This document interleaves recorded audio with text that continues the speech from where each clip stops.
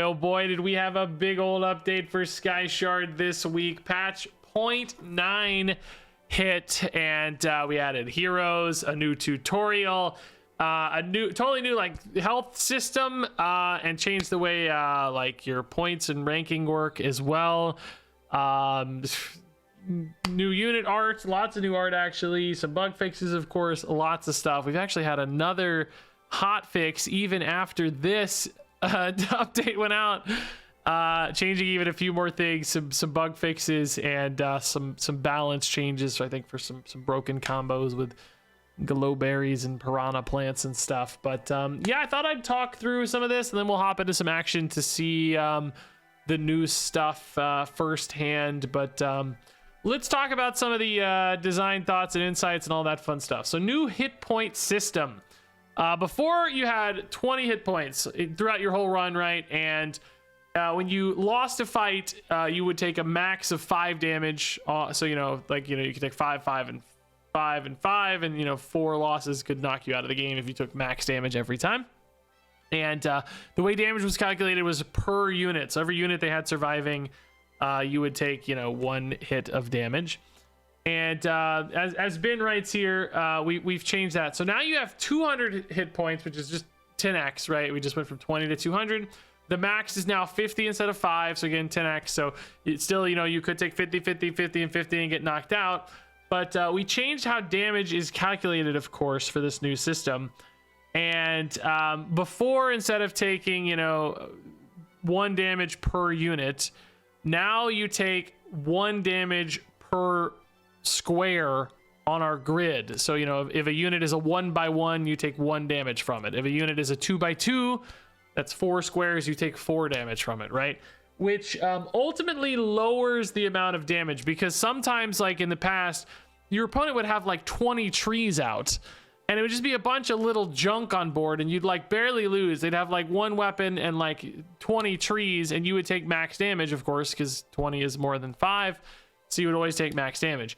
Now, if your opponent has 20 trees and 1 weapon, that weapon's maybe like a 2x3. So it's 6 points, and the 20 trees are each 1 point. So that's 26 damage out of 50. So basically you take like half the max damage instead of the easy max damage off all the trees. So kind of change the weighting basically on a loss where small little stuff is not nearly as punishing. And I mean, literally 20 trees is now worth the same as 2 trees in the past system, right? So what that did is, I hope what we think it did is increase like the feeling of fairness a little bit, where, you know, if something goes off right at the end, a replicator dies and summons like 5 trees, it doesn't feel like you're taking max damage off just little junk. Or if, you know, you clear up most of their board and there's just like 5 little things left behind. In the past, 5 little things left behind, like you might delete 50 things and leave 5 and still take max damage. Now, if you delete 50 things and leave 5, there's a good chance it's going to feel like you take a lot less damage, and it feels like, you know, you're getting a fairer result. You're not getting punished, even though you did like most of the work on killing their board, which does have the side effect, of course, of like lengthening runs a little bit too, which, you know, you're probably more likely to survive an extra round or 2 right now, which we're still looking at all the data, how that's going to shake out. But that's probably okay. I told Ben, like, you know, I think that's fine. I like games lasting longer. It's more fun to do more stuff. You know, we just have to make sure the ranking system kind of accommodates that and matches up and stuff, and just make sure it all feels good. But in theory, I think this feels more fair. It makes runs feel more meaty and like significant, and, you know, you get further in a run, which is nice. So I think those are 2 good outcomes for sure. The perhaps downside on this is it doesn't feel as like clean. Like 200 health points feels kind of arbitrary. Like we really wanted it to be 100, so it felt like nice and like a round number, but it just didn't make sense when you're basing it on the grid size. It needed to be bigger. Otherwise, you know, like if you set the max damage to 25 and the health to 100, you were getting to 25 so often when we looked at the numbers, and like we simulated a bunch of boards to see, you know, where the damage breakpoints landed. 25 was getting so hit so often, it felt basically exactly the same. It felt like you were just always taking 25, right? Or very close to it. That it didn't feel like it was really a significant change. It didn't really change anything. Getting to 250, still using this grid system, right?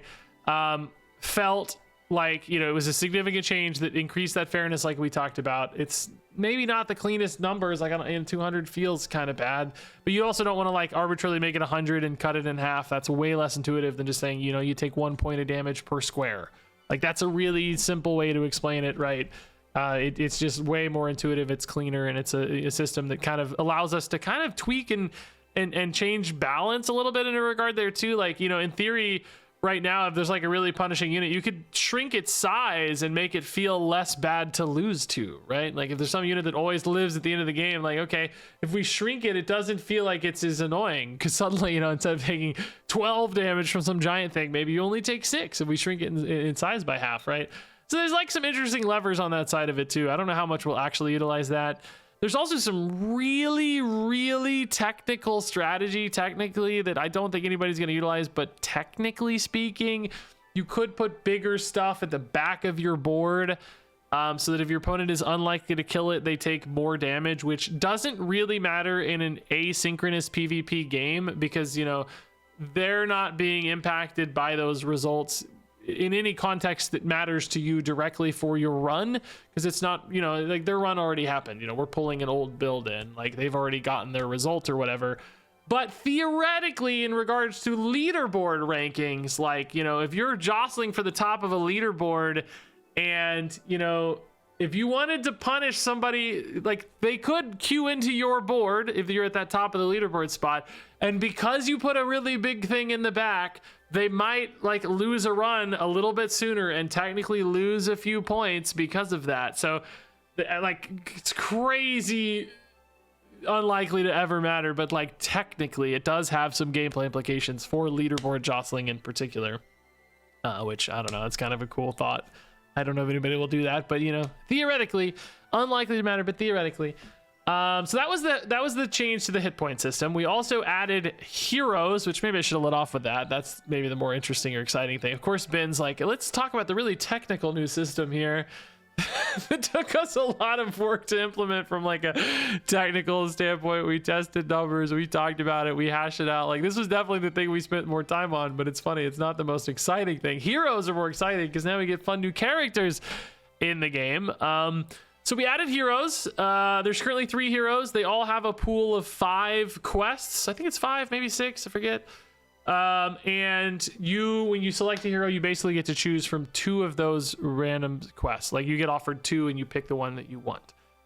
Which, few things to talk about here really in regards to like hero design. I just want to say like upfront contextually, Ben and I always wanted to make sure that the game stayed very open. So when you go into a run, you don't know what you're going to do, and you don't maybe always have a prescribed plan, and you very much play the game as opposed to like playing a path. So in other words, like you get offered a weapon that maybe starts to give you direction. You find a unit that gives you direction, and you piece it together as you go. We wanted every run to have some discovery, some creativity, some puzzle solving, right? We did not want every run to feel exactly the same. And we thought heroes were a big risk in that world, where like if you give a hero and you give like some like passive ability or some key unit or some really run defining aspect to your hero, there is a risk that, you know, you kind of create these really narrow channels that people start playing exactly towards these things. So there were kind of 2 ways to approach that, right? Number one is like just not giving heroes like crazy powerful effects, which we haven't done. We don't think we've given anybody crazy powerful effects. There's also just, you know, giving them an effect that is random and changes every game, so that even if you're choosing a hero, it's more of a kind of broader thematic choice as opposed to a really narrow gameplay choice. So right now, like if you pick Zap Zap, you're getting nature quests, but they all kind of do different things. They're not really all pointed in the same direction other than maybe nature. And beyond that, they're not really so powerful or run defining necessarily that they like, you know, lock you into that. You can maybe just do a couple fun nature things early and still find a cool weapon or a cool thing and build around that and kind of pivot out of the quest. But it just gives you a nudge, and it gives you some direction, and it gives you a little bit of things to think about early, which particularly for newer players, we were very worried, like, it's just like we just open up the floodgates and there's just a ton of units and you don't always know what to do, particularly to start a run. It can be hard to kind of piece together those first few stepping stones. I think it gets easier once your board starts coming together and you have little things to hook into and plug into. but starting that engine can be tough. So having a quest at the beginning basically, I think, starts that engine for you a little bit, and then your brain starts snowballing and building off of that and naturally kind of expanding into more cool stuff as the run develops. Now, did we achieve that goal? I don't know. We're still going to see how it all plays out, but that was at least the goal, is not making things like too deterministic and making sure it wasn't like solvable where you always just, pick the exact same hero and the exact same quest and you go for the exact same thing, because then every board's going to have the exact same thing and so on, right? Of course, it all takes balance, it all takes refinement, it all takes work. I'm not saying we're there yet, but that is at least the design goal and idea here.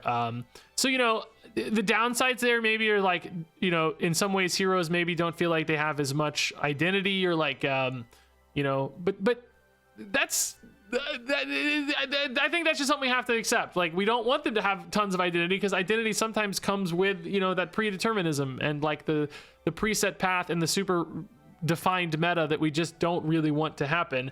So, I think it's just more important to add like direction from a hero as opposed to identity, and maybe the identity comes in more from just like flavor and feel. Like we already in the hotfix, I guess, I think that we had this in the hotfix, maybe in the patch, but depending on which hero you pick, now your island looks a little different, right? So like Zap Zap has a naturey island, and Auris, our Novus hero, has kind of a blue tinted mana looking island, right? And like each island is now going to look a little different, which that's maybe not permanent, but at least is an idea of what you can do to kind of emphasize the heroes a little bit more and make them feel more unique without still getting too predetermined.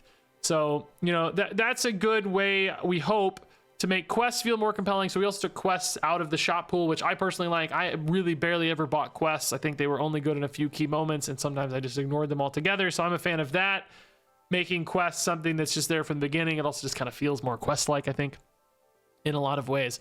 So I don't know. We're hopeful this is a good, nice middle ground where, you don't have a hero that's just like solves the game for you, but still makes you feel unique, makes you feel like you had an interesting choice. If you like nature as a vibe, if you like Novus as a vibe, if you like town as a vibe, you can choose that. Oh, on that note, we also decided to let you choose the hero as opposed to giving you like a random pool.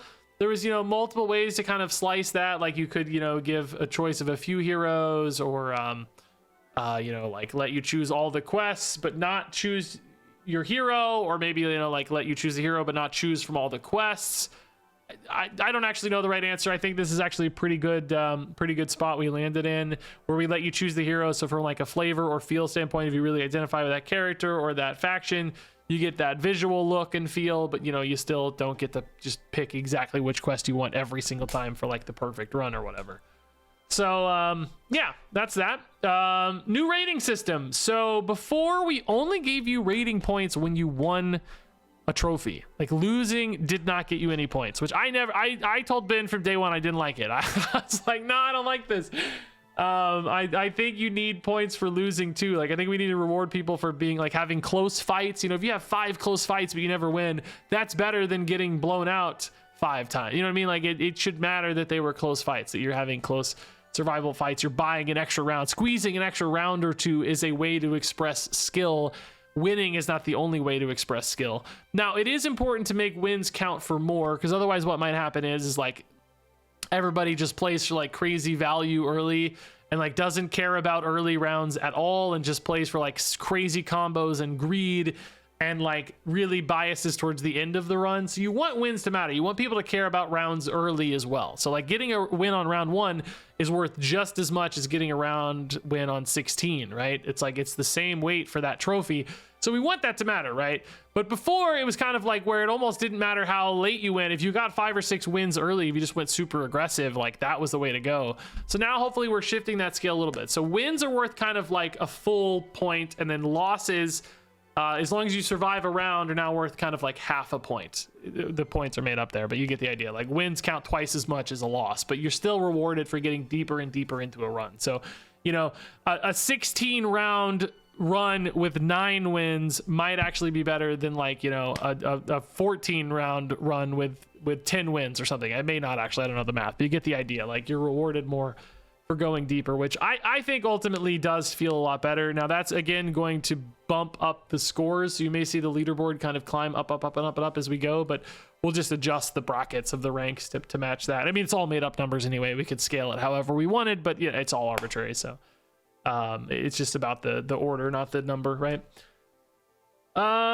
So anyway, again, I think that's fun, and it does extend runs a little bit. Again, potentially these two things working together kind of make runs longer, which I think it's fine. I think our runs were maybe a little short. Sometimes they went fast for me, particularly because, you know, as an asynchronous game, you don't have to be locked in. You know, even if a run took you 40 minutes, you could do 20 minutes now, 20 minutes later. You don't want to take too long because you want it to have like a satisfying conclusion. In a normal gameplay experience time, 15-20 minutes might be about right. Depending on the player, it could be much faster. You can get through runs super fast if you're just zooming, which is good too. Like, that's fine too. If you want to go fast, you can. If you want to take your time and really position perfectly and think things out, you can also do that. So I'm fine with runs stretching a little longer. I think that's totally fine for us as an asynchronous game. So we also like redid the whole tutorial. It was just too long before. I told Ben, I think, you know, it was good. It was really cute and flavorful and stuff, but it just took forever to get into the action. And I think it just like, it was a lot of reading and a lot of clicking. And I think we just really sped it up and got you into the action. So you're actually like moving stuff around a little bit faster. You can go check it out. Even if you have already done it, it's in the menu. Just go click adventures and then tutorial. Let us know what you think. It's one of those things where it's like, we'll never get it perfect, but just need to get people into the gameplay quick and just make sure they kind of know the basics and then go from there. We talked yesterday about adding like a little spot where you can get tips, because there's like a lot of little gameplay tips that don't really belong in a tutorial because they're just like too deep or like too far along, but people still don't know. Like somebody mentioned yesterday in a YouTube video, like, I didn't know you could remove enchantments from units. I remember also not knowing that for the first, like, forever when Ben added enchantments to the game long ago before you guys ever saw it. I didn't know you could remove them either. And I needed a little tip to tell me that, right? There's all kinds of little tips. Like, you know, lifesteal can add to max health. It's not just a heal, it also adds to max health. That'd be the great kind of thing for a tip that you see further into your experience, but not like day one on a tutorial. It'd just be so overwhelming. Like, what the heck's lifesteal? I don't know what that means. Never seen that before. So, you know, adding some kind of tips somewhere. I don't know what that's going to look like. I forgot what we said. We talked about it yesterday, but I already forgot. New battle music sounds. We talked today about even more like transitions for battle. Well, today we had a meeting all about sound design today. A lot of sound design stuff coming, by the way. I never talk about sound design because it's like not a thing I'm good at or think about a lot. But today we thought about it a lot. We had a good meeting today with our sound design guy. We have a lot of stuff planned for that. Like, my big thing was like ambiance. I think we need more like ambiance. I think you should like hear your town kind of rustling around and people chattering and like hammers hammering and, you know, bells going off from a tower and stuff. Like a little ambiance stuff, wind blowing by because we're in the sky, right? That little stuff just adding to this kind of life, the soundscape in the background. But then also we talked about like weapons and unit sounds and placement sounds and menu sounds, and just like, we don't have any of that stuff right now. Ben put in some real placeholdery stuff. It's gotten us by, but planning that and like planning it from an execution standpoint, because battles have 50 things going off at once. You can't have 50 sounds playing off at once. The whole game would just sound like so, you know, like basically creating a hierarchy and like focused sounds and like planning all this out is actually a lot of work, but cool, it's fun, and I think we have a good plan going forward. So I think that over the next month or two, the game's going to sound like dramatically better and feel more alive, and all that little stuff adds juice to the game, just makes it feel like, I don't know, higher production value is number one, but just like makes it feel more just good to play. So yeah, I think those are the big changes. Like, we got some new art and stuff, some nerfs and changes to units and stuff, but the big changes are here. And we also, like I said, put out a hot patch or hot fix yesterday just to fix some of the stuff. So oh, here's the hot fix. Oh, I didn't even see this. Oh man, this wasn't on here earlier. I swear to God. I think Ben literally just added this maybe. How am I scrolling up to find it though? I don't even know. Maybe I just, maybe it didn't have a big thing here to click. But anyway, here's the hotfix as well. This one is, yeah, okay. I forgot about this. This is actually worth talking about for sure. So, in the game currently, well, now in the game, all tiered units have a like weighting system. When you buy a unit, you are less likely to find that unit again. So like, you know, if you buy a tier 5 unit, you know, it's not that hard to find a second one, but then like finding a third one becomes increasingly harder. Finding a fourth one becomes increasingly harder. It becomes less and less likely to show up in a given shop that it might otherwise show up in. So it never got down to 0, by the way. You can technically always find more. We didn't want to go down to 0 because there could be some crazy fun high rolls, you know, if you just keep hitting it and stuff. But basically that was kind of a balanced decision. It's like, well, you know, getting 5 of this crazy thing over and over again, like, can feel really bad for opponents, can feel, you know, just trivial for you. Sometimes you just keep hitting the same stuff over and over again and it's like crazy together. So we wanted to, like, from a balance standpoint, also kind of recreates the feeling a little bit of other auto battlers who have shared pools, like live auto battlers like TFT or Hearthstone Battlegrounds or whatever, that have a live pool of units. And when you pull one from the pool, that's gone from everybody else's pool, right? Which is a really nice kind of experience. We don't have a way to do that because, you know, it's asynchronous. We don't have shared pools. You're not playing at the same time as other people. So we kind of simulate that in essence. Has the same kind of gameplay ramifications, which is nice. And I don't even remember now, but I think before, you know, like tier 5s had the most punishing and then maybe it scaled down, but tier 1s did not have a drop off. They didn't have a weighting. You could always hit tier 1s at the same rate, which right now has been a problem for stuff like blacksmith and beekeeper. These builds, you just get like 1 million blacksmiths, 1 million beekeepers, etc. Again, we don't want games to run into these really narrow paths. We want you expanding and doing different things and your towns looking and feeling distinct and unique and not having 20 of the exact same unit all the time. And again, for balance reasons. So now Ben has added the appearance weighting to tier 1 units as well. So here's a little bit of a clarification. Every unit has an equal 100% offer rate. Once units get bought, their offer rate relative to other units goes down. If a unit has a 50% offer rate, it'll appear half as much as units with a 100% rate. These rates can never go below 10% with the exception of conditional units and the pain inverter or exceed 100%. Here's the list of weighted units in order from highest to lowest. So tier 4 and 5 have weightings. All weapons, which means across weapons as well. So like as soon as you buy one weapon, the next weapon becomes less likely. The third weapon, your fourth weapon becomes less likely. By the time you get to like 3 or 4 weapons, it falls off really hard. It's hard to get more, which... I know some people want more weapons. That's an instinct. I'm telling you guys right now, some people want too many weapons. You should probably get like 2 or 3 max and then support those weapons as opposed to trying 3 or 4. Sometimes you get too many and it's like okay early, but then it falls off crazy hard late. Also, I'll tell you from early on, we used to have no weapon weighting and the best strategy always was just buy 15 weapons and don't buy anything else. Just always buy weapons every single turn. And like, yeah, of course we could probably technically design around that, but it just felt better to like not have everybody just buying all weapons all the time. So that's the route we went. I think it's the right route. So anyway, all weapons, tier 2, 3, and now tier 1. So tier 1 does still have the least punishing weighting, it seems, but still a little bit of a punishing weighting. So, oh yeah, here's the heroes now have custom islands. These are temporary / tests. Pierce units getting a buff because we made Pierce bad and then didn't really rebuff it, and Leech are getting another nerf because of some crazy piranha plant stuff. This has been a real problem lately. Also some changes to hero quest balance, which there were some that felt pretty bad, yeah. So, or pretty good. Latching Spores was nuts. Bad ones, I don't think anything felt that bad yet, but anyway, those are the patch notes. So now let's go ahead and see all of this cool, fun, new stuff in action. All right, folks, so this is our little hero select, which of course is not final. None of our UI is final at all, but it literally just Ben's hand-drawn silhouette here. Even this art's not final. You can see like our artist just said, hey, we need something, so let me send what you got when we send this patch live, you know. So not done yet. I don't even think Zap's totally done.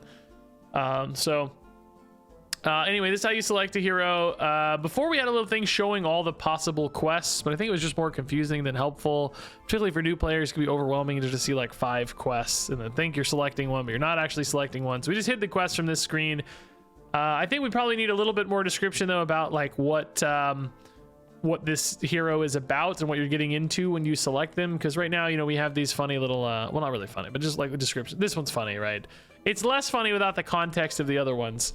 You know, they all have like sentences about them and it just says Zap Zap is a frog. That's funny though.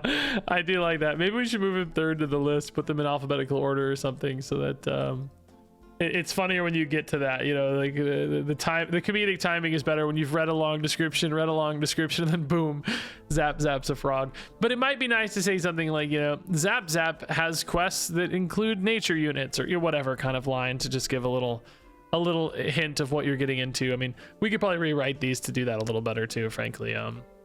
Or maybe show, like, we could do a little panel that shows like, you know, featured units or something, maybe. I don't know. That probably gets right back to the problem, though, of being a little too confusing or overwhelming for new players.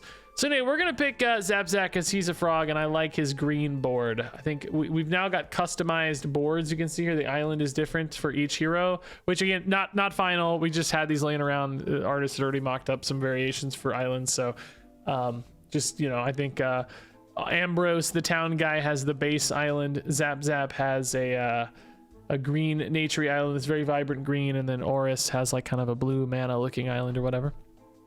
Okay, so yeah, we've got 2 quests here we get to choose from of the pool of 5 possible quests for Zap Zap. You can actually look at the quests up here for your heroes. Once you've played them, they get unlocked, so you got to kind of discover them and try them out first if you want to complete your library.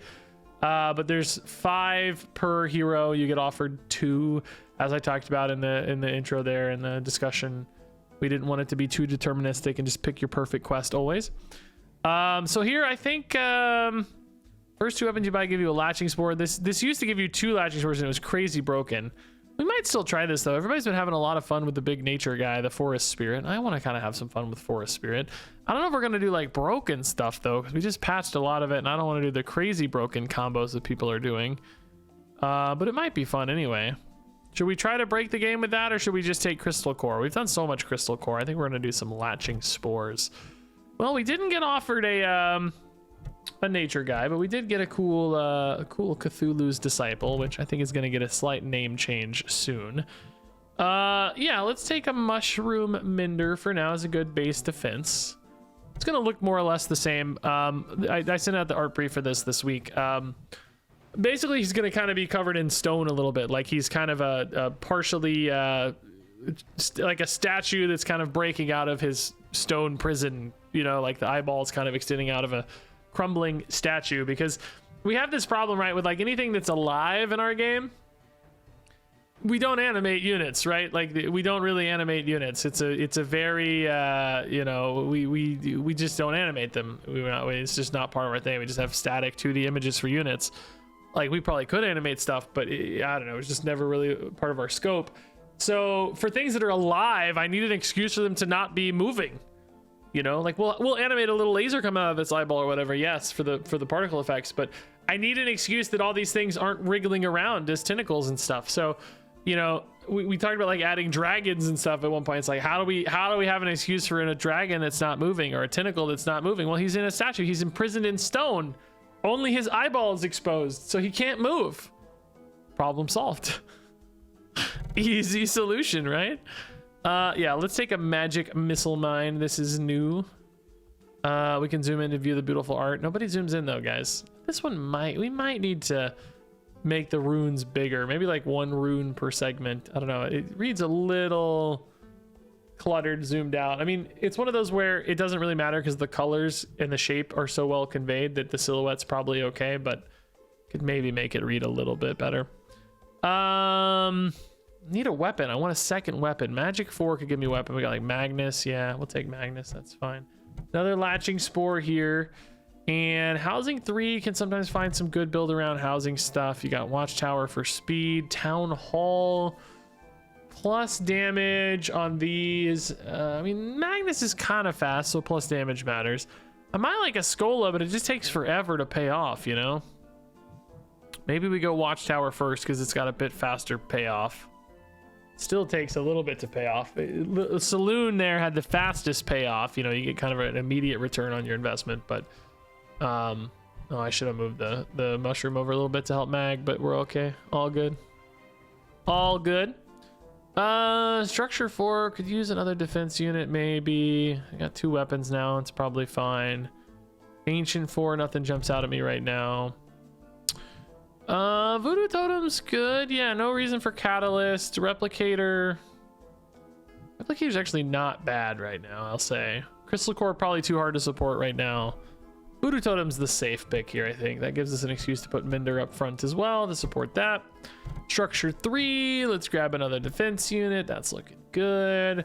For that Cthulhu's Disciple, you know, we do want to like a lot of little fodder sometimes. We don't really have a lot of little fodder right now.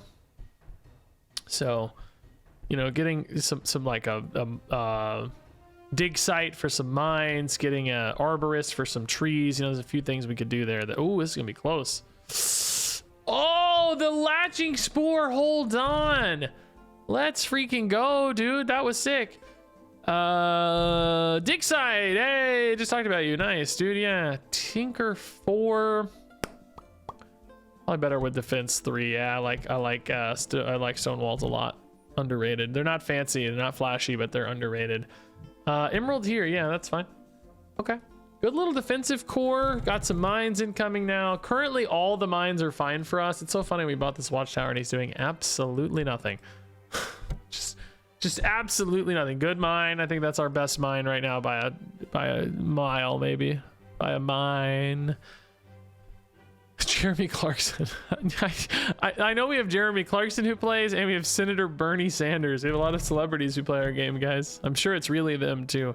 Production shop seems great for Cthulhu's, like a lot of little junk again, right? Let's get a Geronimo's for that. Nature 3, bamboo's good, great for Cthulhu's Disciple again. A lot of fodder. And Jeffrey, we do have quite a bit of defense. Weapon buffs don't seem to scale quite as well for us, so Jeffrey seems fine. Dead even 1000 rating when this board was played. That's cool. By the way, the rating shows their rating at the time the board was played, not, I think, their current rating, just for reference for anybody who doesn't know. God dang, dude, this board put out some damage early, dude. Dang, that was a good board. My guy did more total, but they just had 3 really cohesive weapons here, I guess. They didn't have, like, I don't know, maybe I just didn't have enough stuff yet, because nothing here looks crazy. Like, the values aren't really advanced that far or anything. Maybe I'm just not that good yet. I'm not convinced they were actually very strong. I think maybe we were just very weak. Ayo, another Cthulhu's. I like this, dude. The Tentacle Bros. Are they better with life gain? Probably, yeah. I don't know if it matters too much. Anything we want to sell here? I mean, we definitely don't need a bee, and I don't love sonic mines. Could probably sell those. Maybe even the green crystal's fine to sell. Just take some rerolls. Oh, didn't mean to sell the Jeffreys, but that's the same difference. Whatever. Ancient 4. Another weapon. Yeah, sure, man. Having weapons is good. These are all the same projectile speed, but that's okay. I probably don't want any more weapons for the record. I think this is likely enough. I just need to advance everything else, you know, get better across the field. Man, these tinkers again, these Tesla coils doing work, I feel like. I think I just want to throw in some junk now. Right? Just throw in some junk. Sonic mine again. Mana jar, okay. Structure 4. Love obelisk, actually. I think this is one of our most underrated units. I think it's actually, in my mind, it's one of the best units in the game, believe it or not. I think there's so many ways to play off of it that are really cool. Another mana jar, okay. Let's just sell these now, right? That's fine. Kind of the same difference. Sell this emerald. Defense 4. Another voodoo totem. I don't know, the voodoo totems, I feel like you really, for them to make a huge impact, like usually, you know, you want to have them kill off the weapon. If they don't kill off the weapon, they haven't really done much, because rarely does it matter that that weapon is damaged. You want to remove the threat, not just like soften up the threat, because you might never get to the point where you kill that threat, you know, if you don't win anyway. So I don't think that's the right pick in essence. I think a force field is probably more fine. Blacksmith, not great, but you can toss it here. I'm thinking about putting these stone walls on the obelisk to snipe up that to snipe up the opponent here, man. Like, just melt them, dude. Throw these bad boys at the opponent. Maybe Jeff goes in here too. Kind of could waste a cooldown though. Same is actually true for blacksmith. Like, it might not be big enough that it's worth the trouble, you know. Maybe we just keep these together because it's funny. Okay, crossbow. Yeah, our mines aren't doing much. They're well spaced on their defense. That's nice. Oh, we just killed the crossbow. I'm a genius. Obelisk is OP. I'm telling you, it's so good. Nobody gets it. Nobody ever has it. I feel like I feel like it wrecks every time. Pro tip, dude. We just killed the crossbows. Their whole build just got deleted in one fell swoop. It also just dealt more damage than 3 of my weapons. It's crazy, dude. Why did the one Cthulhu's deal so much more? It's really interesting. I don't know why. Maybe just because of like they were attacking the same targets and one was like above, so it attacked first, you know, like sequencing wise or whatever.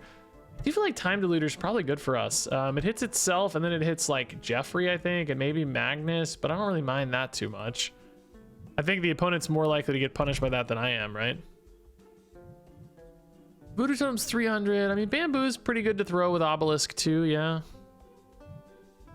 I think I like that. Big Shop 4, another Obelisk. You don't really need to is the thing. The second one's kind of wasted. Maybe you go for Atomic Clop,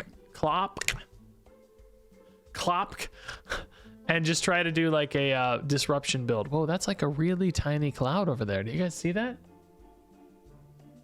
Why do we have such a tiny cloud? It's the tiniest baby cloud I've ever seen. Also, I didn't know you could like zoom in so much here, dude. These clouds are really up close. Dude, look at this. We're in the cloud. Someone uploaded us. All right, let's go.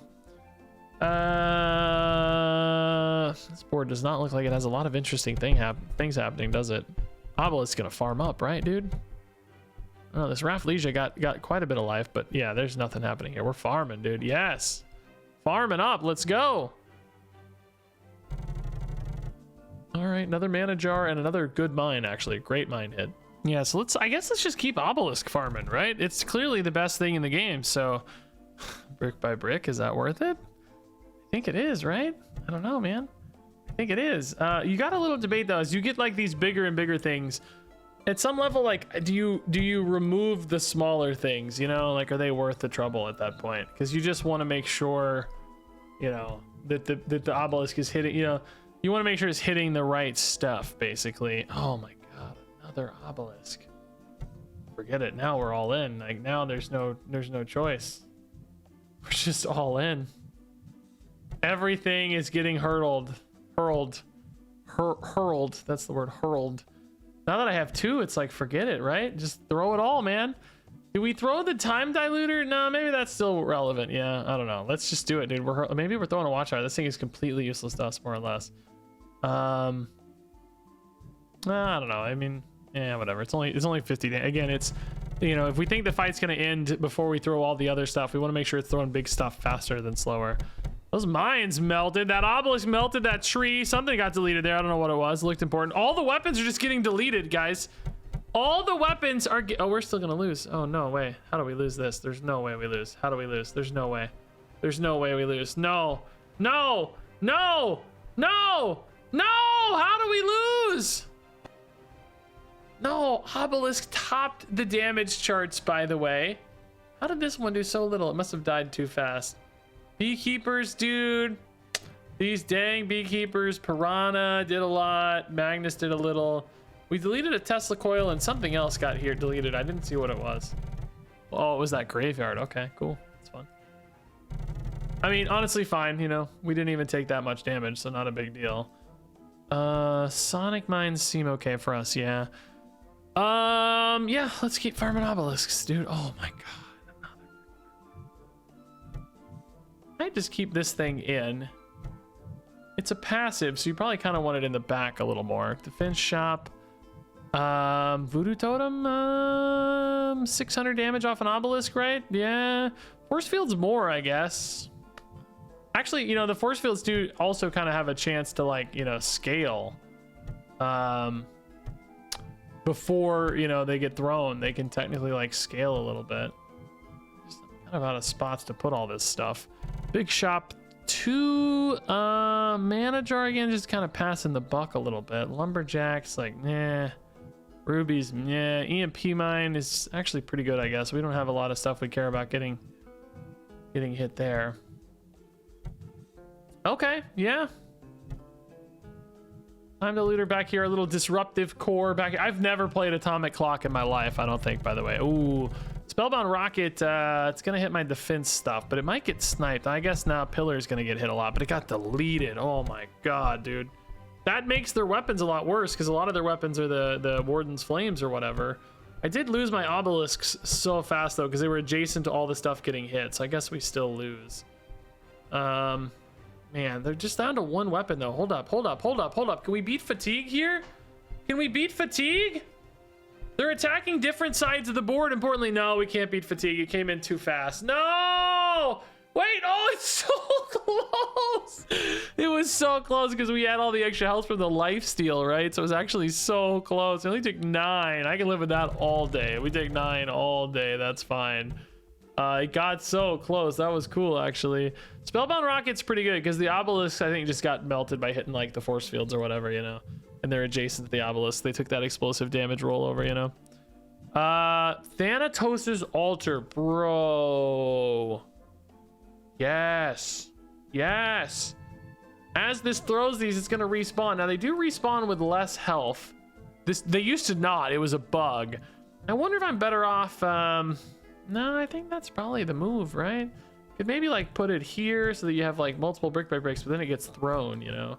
The brick by bricks, when they come back, do get their start of combat again. So they're really, really good targets. Maybe for that reason we do like this. Yeah. I think that makes sense. Nature 3, another bamboo just to stall. Yeah. That tracks for me. Transmute. Yeah, I can sell all this garbage up here. We don't even really need it anymore. We'll do it again. Yeah, that's fine. From here, do we maybe sell the town units? Yeah. Just bigger stuff to throw, I think, is a better plan. Dig sites are also a pretty nice little plan. Let's put those more up front. So they're attacked ASAP. I think like spreading out the EMP mines a little bit makes sense, but I don't know where they go exactly. Industrialist is pretty big. Actually a good target for the obelisk, yeah. Okay. I'm into it, dude, yeah. I'm into it. Mines with the Thanatos is also pretty cool. I could think about that as well. Dude, we gotta shred this pillar. Not shredded yet. Thanatos has brought it back because we sniped it. That's crazy. You don't usually see stuff behind the Thanatos is getting resurrected, but in this case we did. Oh, we killed that weapon. Nice snipes. Yes, weapon sniped. Dude, what? Dude, we're just sniping weapons. It's so sick. It's like once you get through the first few rounds of defense, which your mines often do a pretty good job of either lowering their health or just killing them outright, then your obelisks just start killing weapons because they're usually the next highest health thing, because like town units don't usually get that healthy outside of like specifically bees and stuff. Bro, this build, I love it. The obelisk build, it's so sick, dude. This literally buffs nothing on my board except industrialist, which gets thrown away. So funny. Materia Contrarium is actually nuts with mines.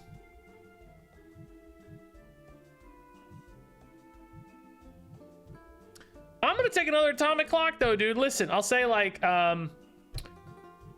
it does slow down our obelisks, but like as a percentage of their speed, if you got a unit like let's say a Tesla coil attacking at 0.9, right? Like a 0.2 second cooldown reduction on it or whatever, increase, whatever, makes that, that's like over 20% because it's 0.2 out of 0.9, right? Like that's whatever, 23% or something. I'm making up the number, but you get the idea.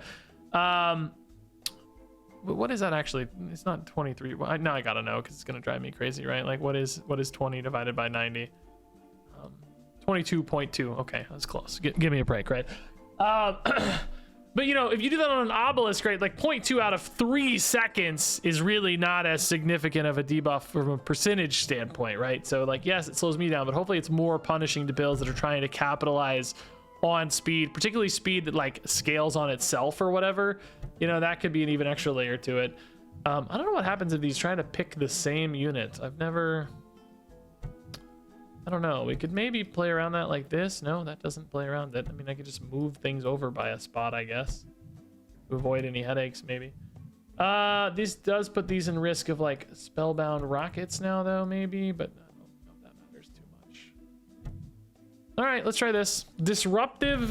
This is cool. Disruptive counter obelisk build, dude. It's so sick. They do have a spellbound rocket, unfortunately, though, so our obelisks might get sniped.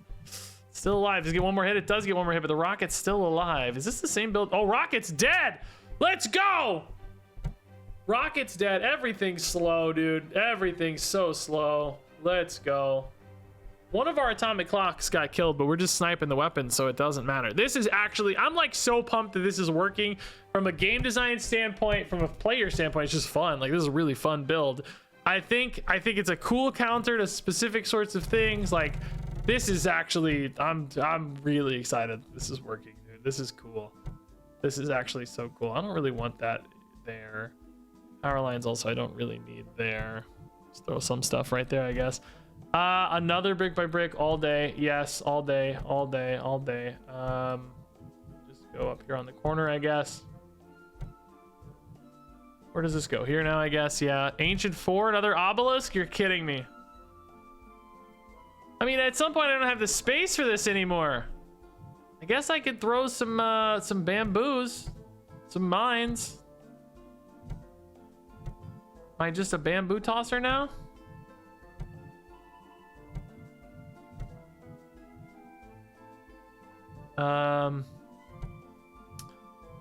Yeah, I mean, maybe now stuff like the bees might be kind of free to throw, I guess. This watchtower, again, it, you know, I guess I'll just throw it. I don't know. We're just throwing. This is like too close to the enemy now, but where else do I put it? You know, I'm out of space, dude. Whoa, this build looks cool. Just a lot of crystals, man. That's a lot of freaking crystals. Only one crystal core with a supercharger though, so crystals aren't getting that juiced up. I think we'll be okay. I think we also have some good mine hits. Those obelisks may be over. Oh, we're already sniping weapons because the health buffs from the crystals. Like, this is the literal, dude, the obelisks are so OP, dude. It's such a good counter and no one plays them. I swear to God, you guys, I'm gonna break open the meta with this video. It's so nuts. I'm just farming up. They do have one weapon left still, actually. Shoot, the artillery repeater's hiding back there. Oh no, did we lose? The crystals have so much health, I think we're gonna lose. No, no, so close. No, are you kidding me?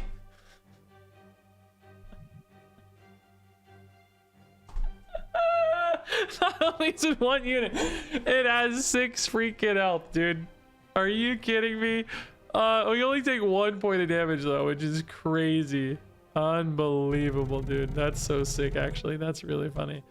I have these sonic mines. I guess they're gonna blow up all my EMP mines anyway. I kind of need to stagger these out as well so that they're not too I don't know, I don't want all those going off at once, you know, basically. Oh, upgrade. Extra life on some brick by bricks, maybe. Yeah. I mean, these buffers, I don't really do anything. Maybe it's just level up on Magnus. It's not really very good either, but it's just all I got. Arborist is honestly decent to throw with the Ritualist. Tree would be better, but I don't have a lot of space to do that. Maybe here, yeah. Tree again. Mushroom ender again. Maybe a mushroom in here, yeah.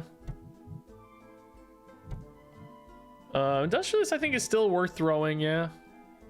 I don't know. I mean, we're definitely gonna make it to the end of the run here. By the way, this is a victory no matter what. We literally can't lose from here. We don't have enough damage output. It's, well, actually, we could have lost all 3, I guess. Hold up. If we lost all 3 to max damage, I take that back. There's still a way to lose. Dude, oh, that rocket's wrecking me. Get that rocket out of here. There's nothing left. Oh yeah, there it goes. Dude, the obelisk snipes. I just love watching my stuff fly across the screen. It's absolutely just critically underplayed, man. Look at this. We have the one obelisk that's kind of bad. Oh, this one actually lived longer than I expected. It's funny. But it still did the least amount of damage because it was only throwing bamboo, I guess, and tiny stuff. But I mean, look at this. Screw your weapons. Obelisks just rapid fire so much damage and they one-shot stuff. Like, I honestly legitimately think they need to be nerfed. And the crazy thing is, no one plays them. That's where I'm at. Like, I think they're so good that they need a nerf. And then, like, I just feel like nobody plays. I don't hardly ever see them, you know? This is absolutely... Now we literally cannot lose. We're guaranteed a victory here. Which is nice. Not this fight. I mean, for the run, right? For the whole run. We're really good against Warden's Flame, too, with all of our snipes, I think. Like, we're just reducing health a lot with all the explosive hits. Although, these are still putting in some work. We're targeting a lot of backline stuff right now with the obelisks. There we go. This, I don't think we killed this fast enough, did we? We're in trouble, right? Their cooldowns are slower, but they only have 2 weapons left. Are the bees going to get them big enough, though? I think we might be cooked here. These did get a lot of health, but yeah. Oh, dude, this is going to be another incredibly close. No, we hold on. The Leech Lifesteal doing the job, dude. Final fight incoming, guys. Now I'm literally just throwing junk in with no regard for positioning or thought. Just taking big defense units and trying to squeeze them into Squeeze them into the obelisks somewhere. I don't even have space at the bottom of this obelisk. The opponent's supposed to be like, what is this idiot doing? Why is it all just obelisks? Is he crazy? He's a madman. He's a madman. A mad scientist who's won 11 trophies. That's what I am. Can we go for 12? I don't know. This looks scary for some reason. We're melting that warden's flame though. This stupid pillar though is absorbing a lot of stuff. I gotta say, we're out of obelisks. I think we're cooked. Yeah, dude, this still has 11,000 health. Are you kidding me? These superchargers going off, dude. I gotta see this build, dude. What the heck, dog? The graveyard superchargers were melting, dude. The Rain, by the way, I think is who made our awesome, well, not ours, but he made an awesome Skyshard DB website that I've showed before. Dude, yeah, this like Thanatos, the superchargers destroy, the Thanatos reses them once, then the graveyards start resing them again, which all hit the pillars and the brick by bricks and stuff here at least, making that pillar a crazy 14,000 health. That's a sick build, dude. No wonder this went to 16 because it's a sick build. Pretty decent weapon output back here too, right? Like 1, 2, 3, 4 weapons. Yeah, that's pretty wild stuff, dude. This board looks cool, by the way. We can really zoom in a lot, can't we?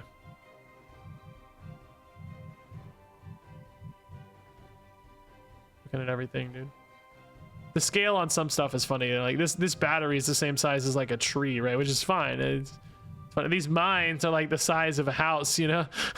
Like, how do you miss this mine that's the size of a freaking house? Anyway, great victory, dude. We zoom in a little bit more on the victory screen, by the way. Before it was really zoomed out, and I felt like it was just kind of hard to see the island for no particular reason. I think it matches the default like shop phase island now. But dude, this obelisk build is so sick. This was really, really cool, I thought. Barely any weapon support. Honestly, our weapons kind of sucked other than the obelisks. And great win, dude. We're well up over 1,000 now. What are the what are the ranks now? Oh, I don't think we changed the ranks yet. Yeah. Oh no, we did a little because Archmage used to be 1,400. Yeah. I think Sorcerer maybe used to be 1,000, right? Yeah. My top 20. Where am I at? Yeah, 18. Let's go. One person is an Archmage. It would be almost cool if like only one person ever could be the Archmage, which it has actually worked out that way a lot lately, but it's not, you know, not technically true. Lots of people can be, but anyway, yeah, guys, that was fun, dude. That was actually a sick run. Patch feels good. We're way less buggy than we've ever been before, I think. Everything's really just shaping up, dude. Like, I'm really proud of where we're at, honestly. Like, every day I'm like more proud of where we were, and like I know there's even more cool stuff coming. Like, I'm having cool meetings. I say meetings, it's funny because there's only ever like 3 people, but I mean, it was a meeting. You know, we had a meeting today about sound design. Like I said, I got a meeting tomorrow about UI design. Just like, it's all just coming together, dude. It's coalescing into something really cool and fun, I think. And I thought it was already pretty cool and fun. So I'm excited, man. I'm really excited. I play every day so much. I get myself in trouble playing too much. I honestly don't care if anybody else plays the game because I made a game that I love and I'm playing a ton and I'm having fun. And God forbid, like if nobody else loves it, I made a game I like. Spent a lot more money on it than a normal game, to be fair, but nothing crazy. It's a low budget game, so it's been well worth it either way. This has been a great experience, and I'm talking like it's not going to be played by anybody, but we also have a lot of potential to get it played by some people too. So all in all, just really excited where we're at. So thanks for joining me once again on this video. Love you all a ton. Enjoy some Skyshard out there, and I guess I will see you around.